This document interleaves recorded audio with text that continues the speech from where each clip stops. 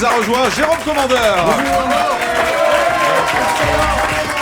Jérôme Commandeur qui est autour de la table, il n'est pas venu seul puisqu'il est accompagné par l'historien d'Europe 1 qui voulait lui aussi célébrer les 10 ans d'antenne de Nicolas Canteloup, Franck Ferrand. Il est maintenant l'heure de retrouver Franck Ferrand pour son émission Au cœur de l'histoire. Non, Julie, regardez vos Bristol, mon petit bouchon, c'est pas ce qui a marqué. Ah, bon, alors on recommence, alors envoyez le générique. Ah oui, mais c'est pas bien, c'est un anniversaire. Passe pour un con. Il est maintenant l'heure de retrouver Franck Ferrand pour son émission spéciale Au cœur de Canteloup. Ah, voilà. C'est mieux, on va voyager ensemble au cœur de Canteloup. Vous inquiétez pas, Nicolas, vous n'allez rien sentir. On a changé le titre de l'émission pour l'occasion, donc autant en profiter un peu. Voilà. Franck, pardon, mais Qu'est-ce qu'il y a ? vous n'avez pas peur que ça fasse un peu grivois quand même, Au cœur de Canteloup? Pas du tout. J'ai une émission qui est diffusée tous les jours à 14h. Vous savez qu'on émet encore quand vous n'êtes plus à la radio, je vous dis.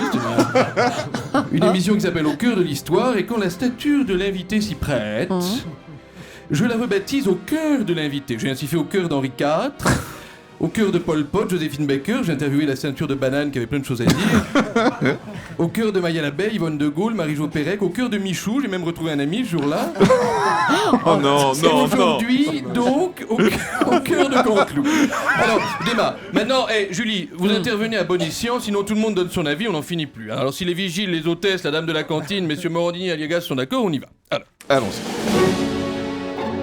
en préparant cette émission, enfin quand mes stagiaires ont préparé cette émission, on est déjà à l'antenne, on va pas préparer non plus, hein Jean-Marc. Oui, c'est ça. En plus, hier soir, j'ai une soirée chargée, j'étais à la remise de Chevalier des Arts et Lettres de Nabila au ministère de la Culture. On s'adapte, hein, on vit avec son temps, ils lui ont mis la rosette, il y a l'aiguille qui a percé le body, il y avait du botox partout, donc on patinoire.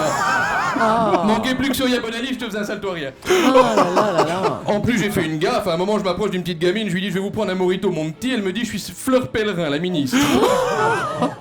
J'avais les fesses qui tremblaient de honte dans mon tweed. On sait plus qui sont les gens aujourd'hui, on connaît plus personne, c'est vrai madame, hein. Il y a 30 ans, tu prenais Jack Lang pour un serveur, il te mettait un coup de Méphisto au cul, tu finissais au Val-de-Grâce. Alors, on y va. Alors, Nicolas, vous qui faites si juvénile, on va pas donner votre âge, vous êtes coquet comme tous les artistes, on va simplement dire que vous êtes né entre 62 et 64. Comme ça, chacun se fera sa petite idée. Mes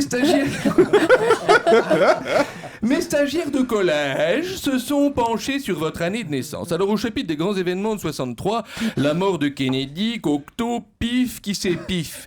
Piaf, il y a une faute de frappe. C'est... Des gamins de 4e, ils savent pas... Alors.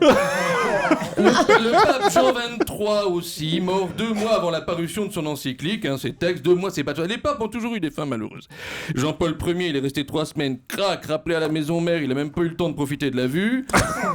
Oh là. Jean-Paul II, Parkinson, il a fini sur vibreur, il s'arrêtait plus. Benoît XVI, il est encore en vie, mais bon, comme dit le GPS, vous êtes bientôt arrivé à destination.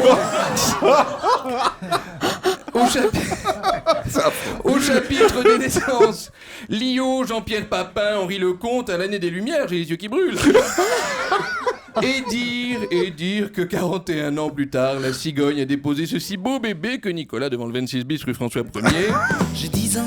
Alors comme l'a si bien chanté Alain Souchon, notre troubadour frisotté que nous aimons tant, ça paraît bizarre mais tu as 10 ans Nicolas, et oui nous te laissons rêver, et surtout, que ceux que tu imites continuent longtemps de te dire « Tard ta gueule » à la récré. Merci à tous. Merci beaucoup.